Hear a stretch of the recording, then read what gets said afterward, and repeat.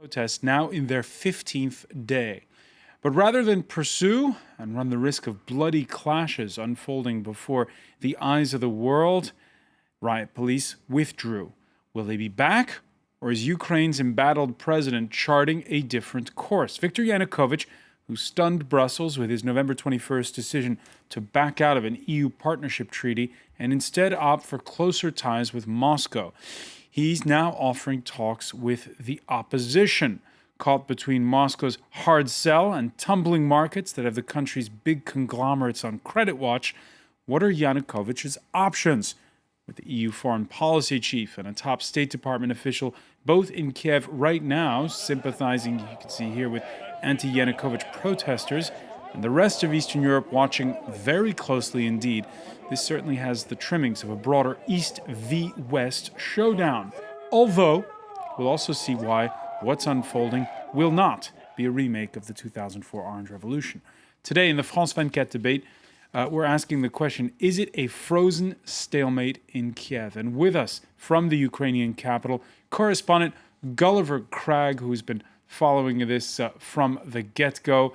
Also in Kiev, Rostislav Pavlenko, member of the Ukrainian parliament with Vitaly Klitschko's Ukrainian Democratic Alliance for Reform, UDAR. Thank you for being with us.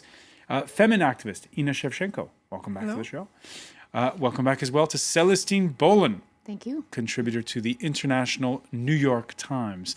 The France 24 debate, where you can join the conversation, by the way, on Facebook and on Twitter. Our hashtag is F24Debate. They moved in, they pulled out. They, of course, are the riot police in the capital of Ukraine. More from Clovis Kazali. From inside Kiev City Hall, protesters spray icy water on security forces. 3 police buses had been parked outside the building all night, and thousands cheered as they left. At Independence Square on Wednesday morning, there were no longer signs of anti-riot police. After a night of tense standoff, one opposition leader, heavyweight boxing champion Vitaly Klitschko, took to the stage. The past night was interesting. I've never seen so many special forces, never in my life. This shows just how afraid of us the authorities are. They brought in all the special forces, all the special units of the Interior Ministry, and they sent them here, to the square, to disperse us. Unlike in recent weeks, this time police appeared to be under orders to refrain from using excessive violence. But clashes did take place when anti-riot forces stormed the square, bringing down barricades and trying to make arrests. The move marked the biggest attempt yet to reclaim the streets occupied by opposition supporters. Despite sub-zero temperatures, protesters vowed to remain mobilized until Ukraine's President Viktor Yanukovych steps down. When all Ukrainians come here, then we'll be able to topple our government. People all need to join, and then we may be able to win. Meanwhile, U.S. Assistant Secretary of State Victoria Nuland visited Independence Square, where she handed out food both to the opposition and to the police. It came after the U.S. Secretary of State John Kerry expressed Washington's disgust with the way authorities have handled the protests. Victoria Nuland, and overnight, just before the riot police moved in, it was the EU's foreign policy chief, Catherine Ashton, who had gone and visited the protesters. We'll talk about that a little bit more in a moment. Gulliver Cragg, you heard in the Vitaly Klitschko, the boxing champion / opposition leader there. What do you think are the reasons why the riot police eventually pulled out? I think the main reason that they aren't using the kind of force that we have unfortunately been shown that they're capable of 10 days ago right now is not because they're worried so much about the opinion of visiting dignitaries such as Catherine Ashton, but much more because they're worried about the anger that it could provoke in the Ukrainian people. We saw in the early hours of the 30th of November, when police very, very violently broke up a demonstration on Independence Square. It was after that Ukrainians flooded the streets, and this protest got much, much, much bigger. And it was obvious this morning, in broad daylight, the police on the streets were outnumbered by protesters. More and more people were coming to stand in front of the City Hall and the other key places in solidarity with the protesters. And I think that they realized that it was not going to be able to happen this time without severe outrage from the Ukrainian people. Not be able to happen this time. Rostislav Pavlenko, since then, the Prime Minister and the President have offered dialogue with the opposition. Will you be taking up that offer of dialogue? To understand how sincere this offer is, because we've been seeing a lot of this. Actually, the opposition forces put forward the conditions to start the dialogue, which is to free everyone that was captured during the protests, put to justice those that actually are guilty of beating the people that your colleague mentioned, and dismiss the government that covered all this issue. That is why before starting some negotiations, we need some building of trust. So you want to see a sign from the government, effectively, the liberation of those who've been arrested since the start of the protests. The more hard line, I would say, that the nationalist opposition calling it a farce and a comedy, the offer to dialogue. Is it a farce and a comedy? Yesterday, Yanukovych personally promised that he will see to it people are set free, and then his subordinates invented some not to do this, and then happened what we saw on yesterday's night. So we saw words and we saw actions which unfortunately do not coincide. Words and actions that don't coincide, in your view. Ina Shevchenko, you heard our correspondent there say how it was a measured response by the Ukrainian riot police compared to what we've seen in the past.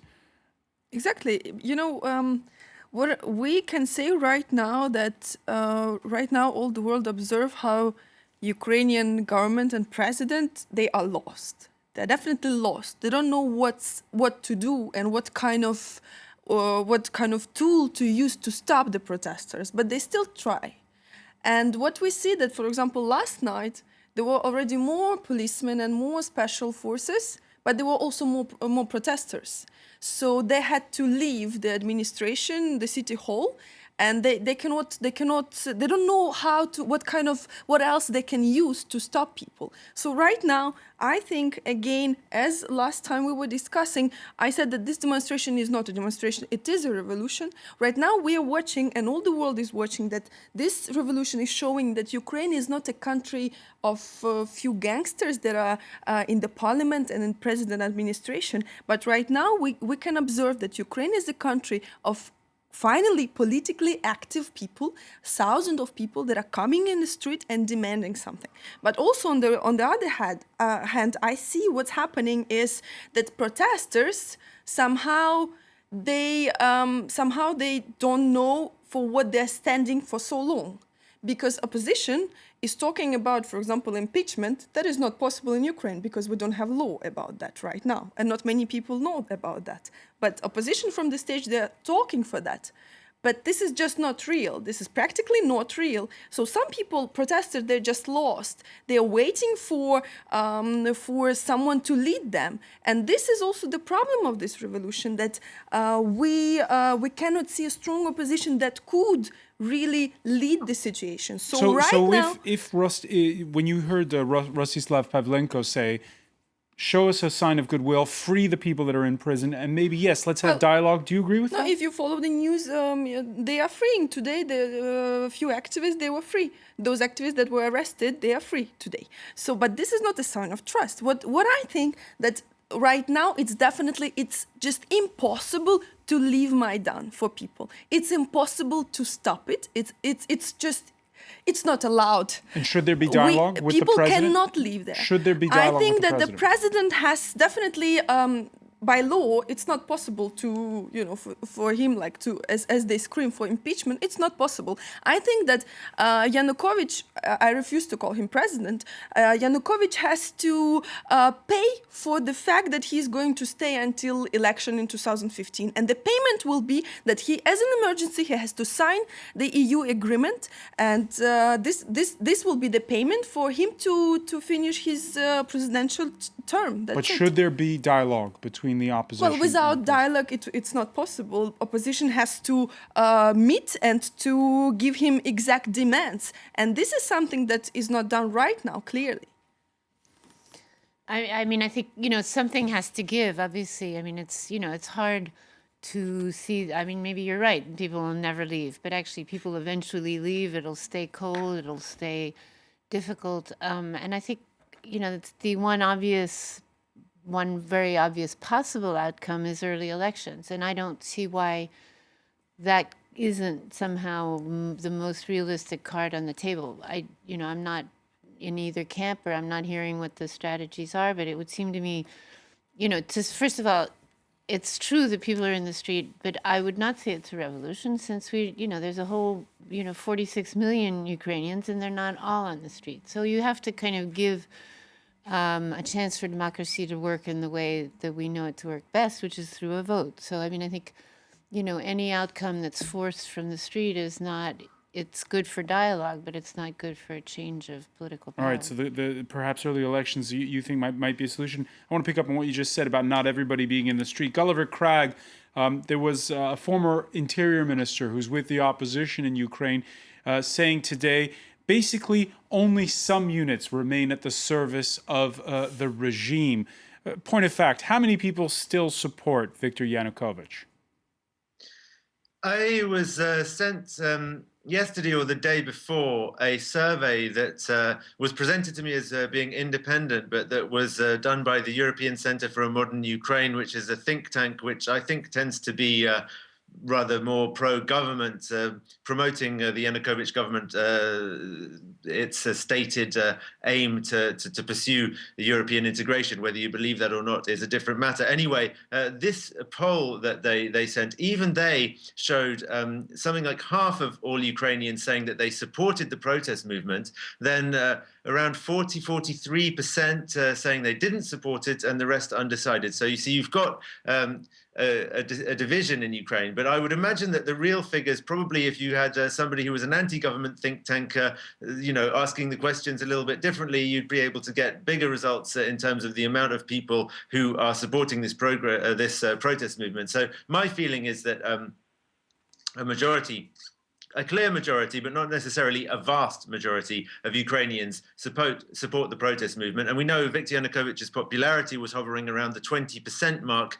Even in the east and south of the country, people aren't that keen on him anymore. They don't believe that he's the solution to the problems caused by the Orange Revolution team, Viktor Yushchenko and Yulia Tymoshenko, as perhaps many of them did before Yanukovych was elected president in 2010. But that doesn't mean that these people who aren't very keen on Yanukovych want to see the leaders of the current opposition in power at all. In fact, I think they might still continue to think that they're the worst of the two evils. And as Inna Shevchenko was saying, I think that a lot of people, even now protesting on the streets of Kiev, who are absolutely behind this movement, are not very happy with its leadership, or at least its mainstream leadership in the form of the three political parties who are sort of taking the lead here, the parliamentary opposition, if you like. Yeah, no, I mean, I think I was going to sort of basically say the same thing you just said, which is that, yes, maybe the polls would show a real poll, serious poll might show 60% in favor, but in favor of what? At a certain point, we're beginning to lose,